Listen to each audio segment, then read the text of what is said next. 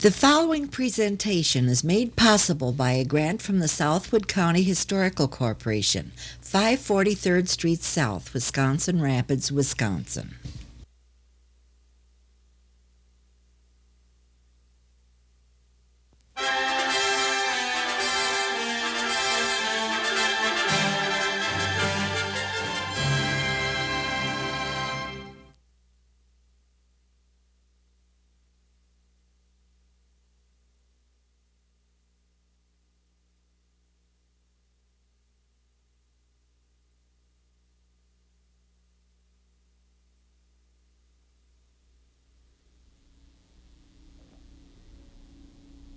Hello, I'm Marshall Beeler.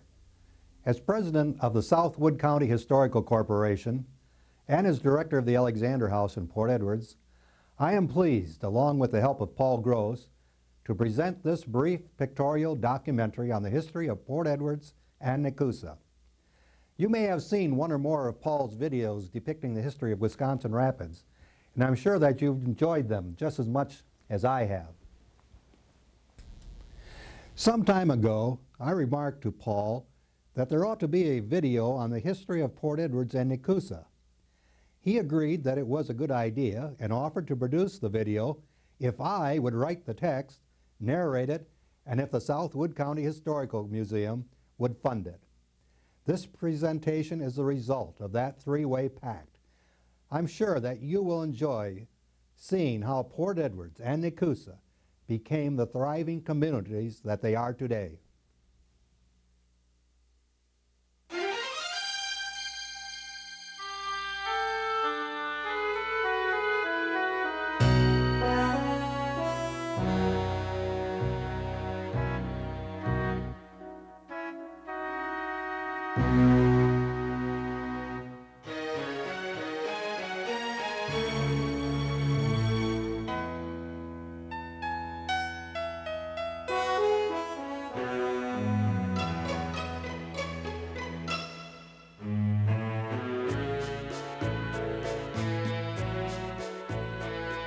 The year was 1840, and the Wisconsin River Valley in central Wisconsin is covered with a dense growth of virgin white pine trees, bisected by the Wisconsin River, which was to have an important role in the development of the region of Wisconsin. The Native Americans called the river Muscoosing. The French nationalized it to Wisconsin. The English changed it once more to Wisconsin. These Native Americans relinquished title to their lands in 1836 when they signed the 3-Mile Strip Treaty. Under this agreement, a strip of land 3 miles wide on each side of the river for a distance of 50 miles was made available to pioneers for commercialization. This parcel of land extended from Big Bull Falls, now Wausau, to Nekoosa, then known as Point Bass.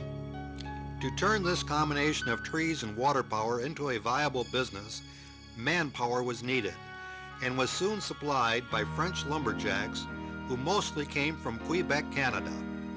With their axes and saws, they cut the pine trees and with the aid of the river, floated the timber to a sawmill where the timber was converted to rough lumber to feed the boundless appetite of a growing country.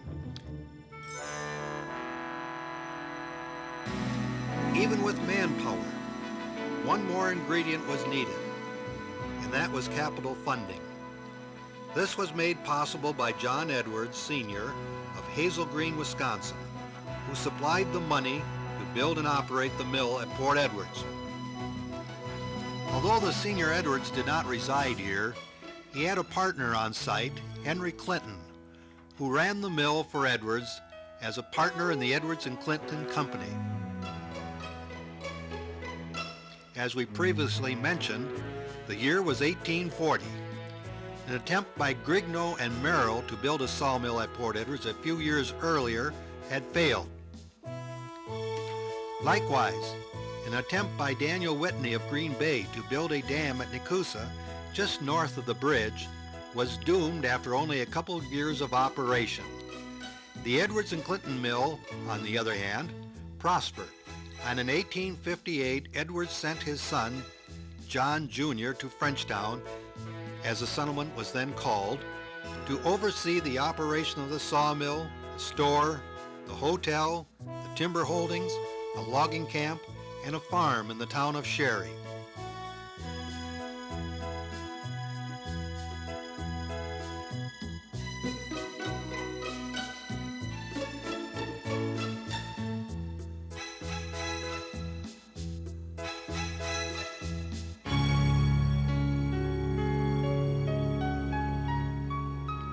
Clinton was murdered in 1861, and the name of the company was changed to John Edwards Company, and the village was renamed Port Edwards in honor of Edwards.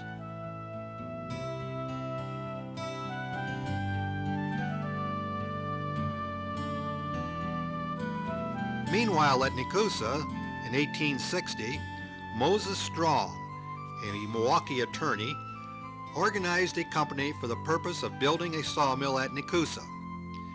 Nekoosa is a Native American word meaning swift running water and referred to the rapids in the river at Nekoosa.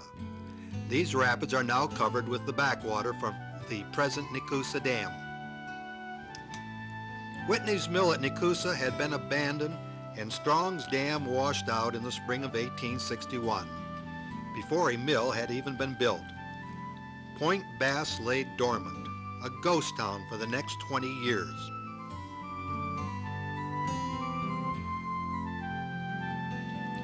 Only Wakely's Tavern survived by catering mostly to the lumbermen during their annual rafting trips.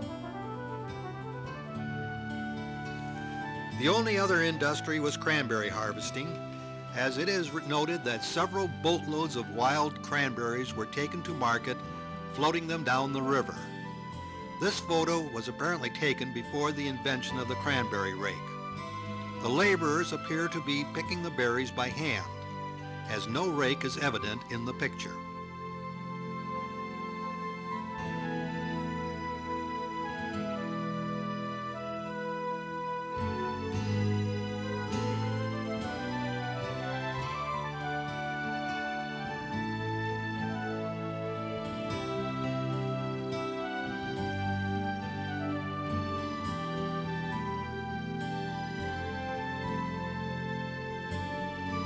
At the time, lumbering was flourishing in Frenchtown, and the John Edwards Company was turning out several 100,000 board feet of lumber annually.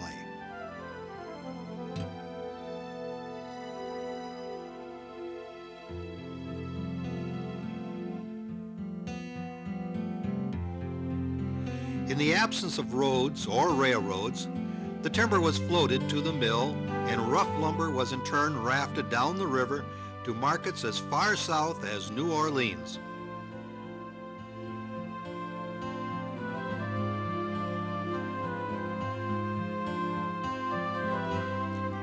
A network of booms, wing dams, and sluiceways provided guidance for the logs and the rafts as they made their way down the river.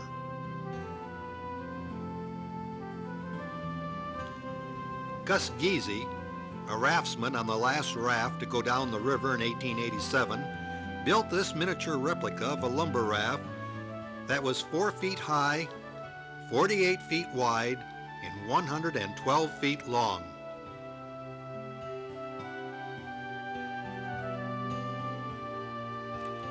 The rafting of lumber had its drawbacks.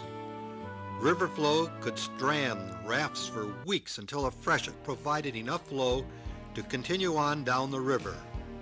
Damage and loss of logs and lumber was a constant problem, and loss of life was a perpetual threat to the raftsmen.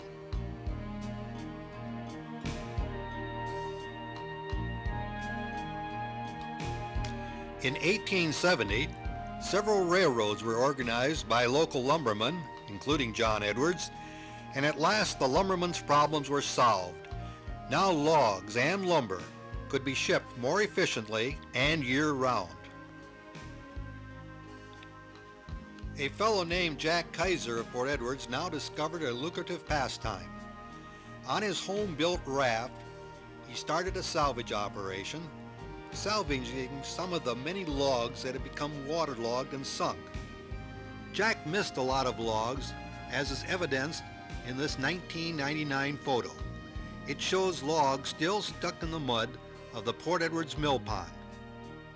Obviously, the white pine timber stands were not inexhaustible, and after 50 years of cutting, only the non-coniferous and small diameter trees were left. However, there was more large diameter timber further north, and the lumber cutters moved in that direction. Thus Wausau, Merrill, Tomahawk, and Rhinelander sprung up as new sawmill communities. The Edwards Mill was headed in the same direction as the Whitney Mill and the Nekoosa Lumber Company. Port Edwards was likely to follow the fate of Point Bass, becoming a ghost town.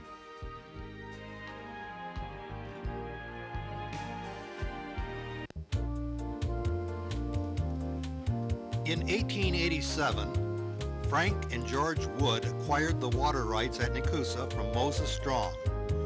They in turn transferred them to Thomas Nash in 1888. Nash, along with L.M. Alexander, Frank Wood, and 3 other outside investors, organized the Nekoosa Paper Company. A paper mill was built on the river, using the water power to operate much of the equipment.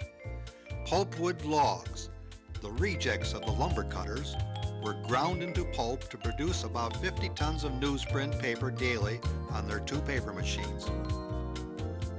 One of the paper machines was purchased from the Beloit Iron Works. The Beloit Company had built it as a demonstration exhibit for the 1893 Columbian World's Fair in Chicago.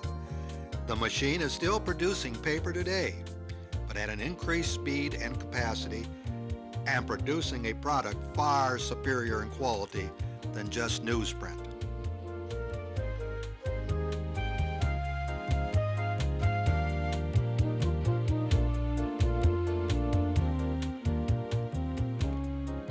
Meanwhile, back at Port Edwards, L.M. Alexander, along with the same group of investors that had started the Nekoosa Paper Company, decided that the future of the John Edwards Manufacturing Company was not in lumber, but in paper. Thus, in 1895, the sawmill was demolished and a 2-machine paper mill was built on the same location.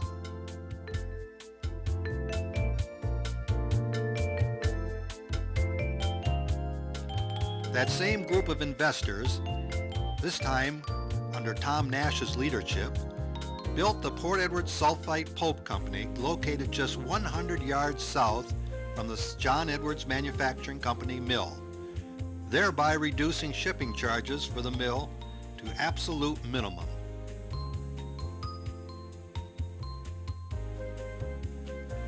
And finally, up the river 2 miles, in another venture, these same paper pioneers built a groundwood pulp mill and a 2-machine paper mill to be known as the Centralia Water Power and Paper Company.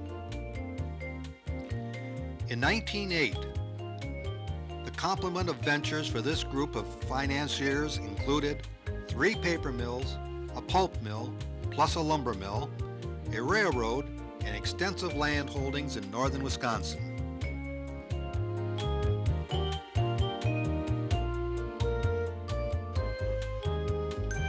It was only natural that they merged their operations, and that they did, forming the Nekoosa Edwards Paper Company. In time, the company would be referred to as NEPCO, an identity that would be associated with many of their products and logos. Nekoosa Edwards Paper Company, a name that was with us for many years, a name that, as we have seen, is bonded to great visionaries of their time, John Edwards and Lewis Miller Alexander. Personal effects of these men are on display at the Alexander House in Port Edwards, where they offer a glimpse of what life was like for these men in the 1800s. John Edwards' cash box, if only it could talk.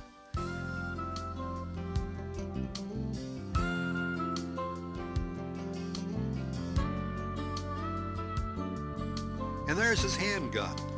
It was quite common for a gentleman to carry such a weapon.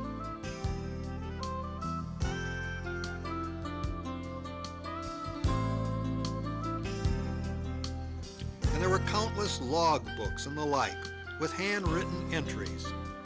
One can only imagine the agreements that were first settled by a mere shake of the hand. Tom Nash was elected as the first president of Nekoosa Edwards Paper Company and was succeeded by L.M. Alexander just 2 years later.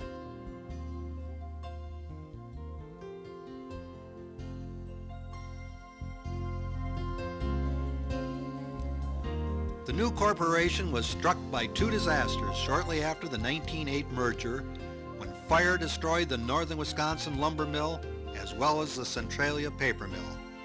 Neither was to be rebuilt. However, the Centralia plant was replaced with a modern hydroelectric plant, the electric power being used by the mills, as well as a new electric interurban line built in 1910. It ran from Nekoosa and Port Edwards to Grand Rapids, now referred to as Wisconsin Rapids.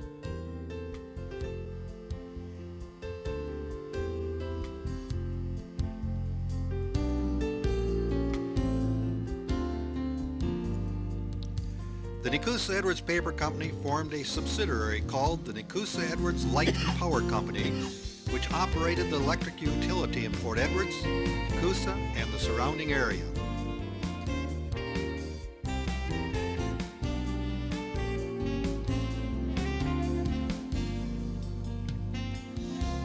Newsprint was the main company commodity of the Port Edwards and Nekoosa mills, but about the time of World War I, certain tariff sanctions were enacted which favored Canadian newsprint importation.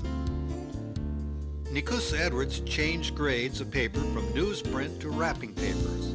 Hundreds of different kinds of wrapping papers were turned out by these two mills, each one destined for wrapping a specific item. The leading paper product was their meat wrapping paper called King William. Blood-proof and bone-proof, the advertising stated, thereby protecting the shopper's clothes when carrying home a package of meat in the days before pre-packaging. NEPCO bought a Ford tri-motor airplane in 1928 at a cost of $48,000. The plane was used to bring potential customers to the mill. They were met by a bus at the airport and transferred to the Hotel Port Edwards. After touring the mill and hopefully writing up their order, they were flown back to their home airport. Many a local person experienced their first airplane ride in the NEPCO Ford tri-motor, as the company treated all employees and their families to free rides in the summer of 1929.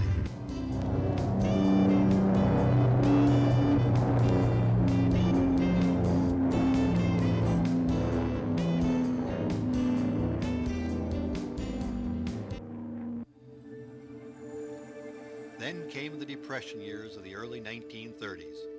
The Ford tri-motor plane was sold and the bus was used to replace the interurban line.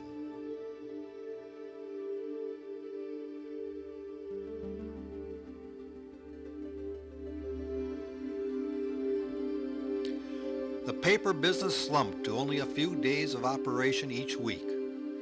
To complicate matters, wrapping paper was becoming a thing of the past as pre-packaging started to replace the counter rolls of paper.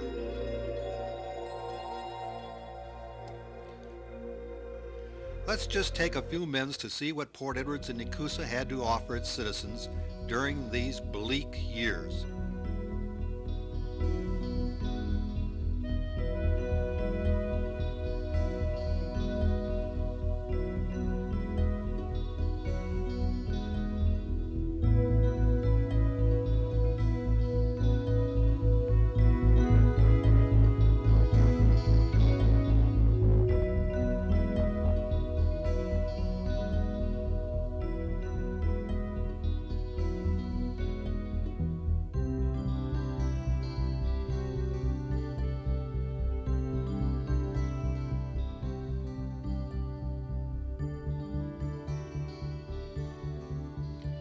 Nekoosa Edwards saw the handwriting on the wall, and accordingly in 1937 introduced a new line of writing and business papers under the trade name of Nekoosa.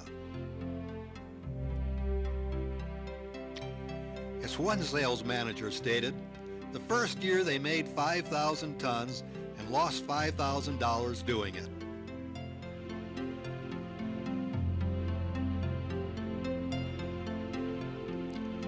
Other changes were taking place in these twin cities. At Nekoosa, a new school replaced the old wooden grade school.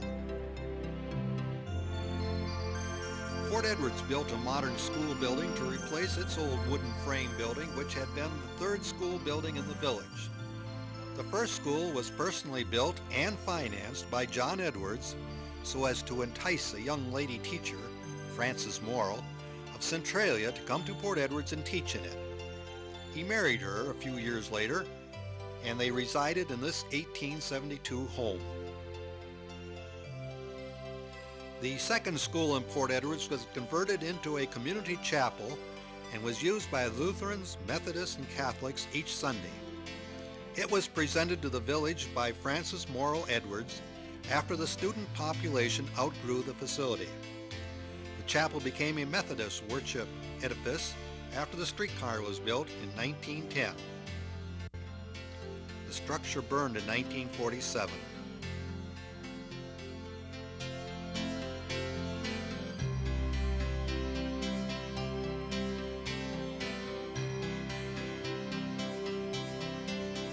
Frances and John Edwards were blessed with 4 children.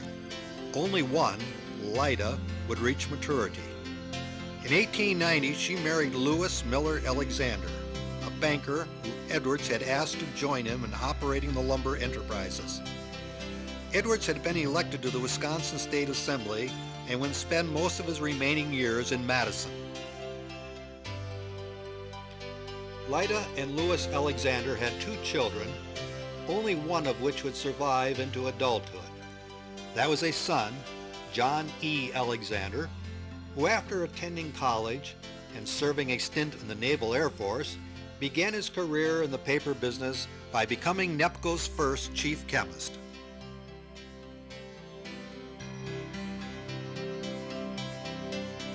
With Lewis Alexander being involved with several other millwork businesses, a brick company, several banks, and numerous other ventures outside the boundaries of Port Edwards, John Alexander became general manager of NEPCO in 1925. Upon the death of Lewis in 1934, John became president of NEPCO, and it was under his leadership that the paper company experienced phenomenal growth and expansion that is associated with this central Wisconsin paper manufacturer. John died in 1963, a highly respected member of the paper industry. His accomplishments included the issuing of several patents in his name. One of John's greatest achievements was the development of man-made NEPCO Lake to serve as a source of clean water for the paper-making process at Port Edwards and Nekoosa. It was no easy undertaking to sell his father and the directors of the large expenditure required. The project called for the purchase of hundreds of acres of land to create the lake. The water from this vast reservoir would be pumped up to the 5 miles through pipes that measured over 3 feet in diameter to where the mills could use it for processed water. After all, the river already ran right alongside of the mills, and it had sufficed as processed water for over 30 years. But John persisted, and in 1923 he convinced his elders that river water was no longer clean enough for the manufacturing the fine writing papers that he foresaw the company making. In 1925, the first water was pumped to the Port Edwards mill.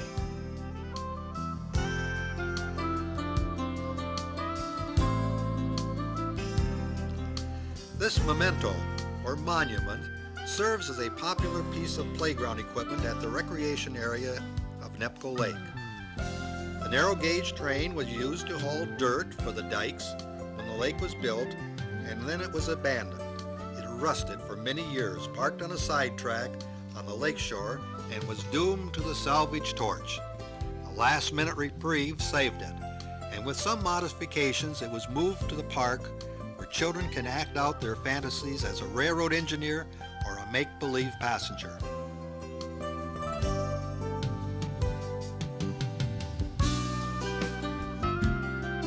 Now let's get back to Port Edwards and Nekoosa. Railroads prospered in the area with 4 lines serving the 2 cities. 4 passenger trains, 2 northbound, 2 southbound, offered deluxe accommodations, which even included sleeping car service to Milwaukee and Chicago, as well as dining car service on the day trains.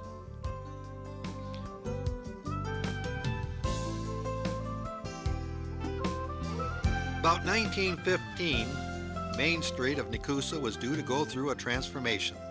The street was paved, the horse watering trough was removed, and gas lights were replaced with electric lights.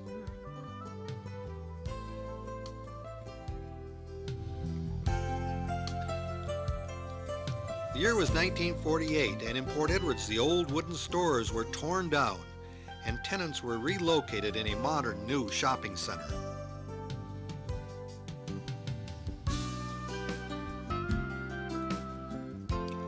The 1948 shopping center was considered to be the modern way of the future to conduct retail business.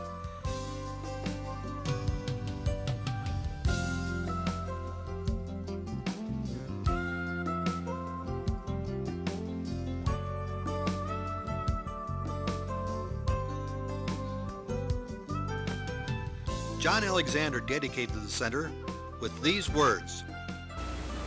Lastly, Nekoosa Edwards wants to extend its congratulations to the peoples of this community itself, realizing it is only through their desire and patronage that our new shopping center can be a complete success.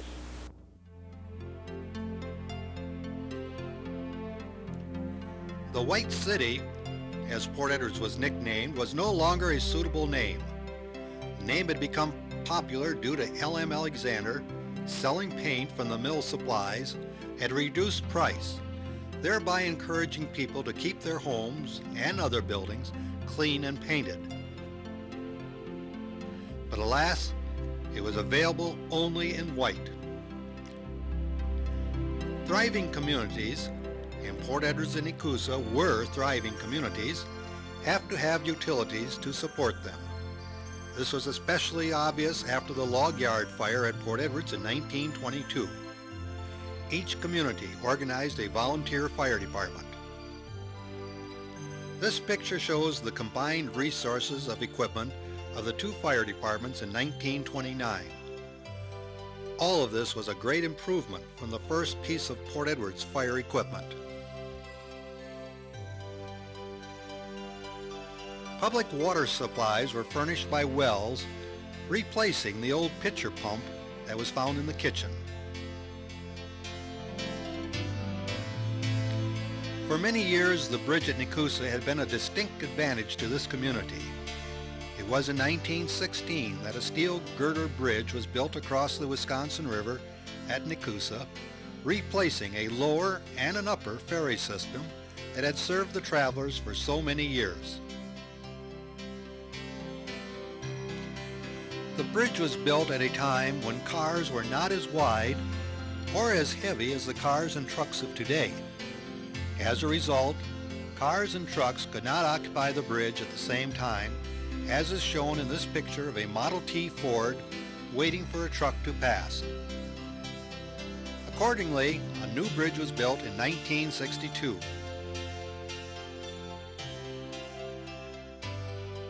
A photographer took this photo as an April Fool's Day publicity shot.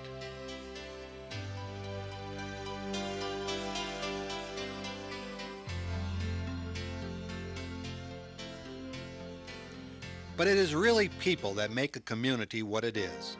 Workers, housewives, business people, and even children. They have all left their imprint on these 2 communities.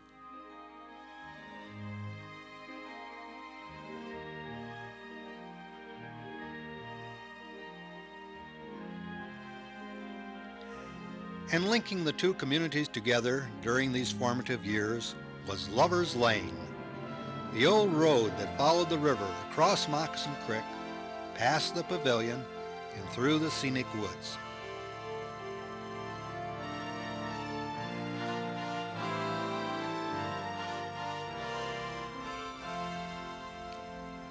I hope you have enjoyed this presentation as a historical record of Port Edwards and Nekoosa, not as they are today, but rather as a record of the past and the evolution that has brought these fine communities to where they are now as we embark on a new millennium.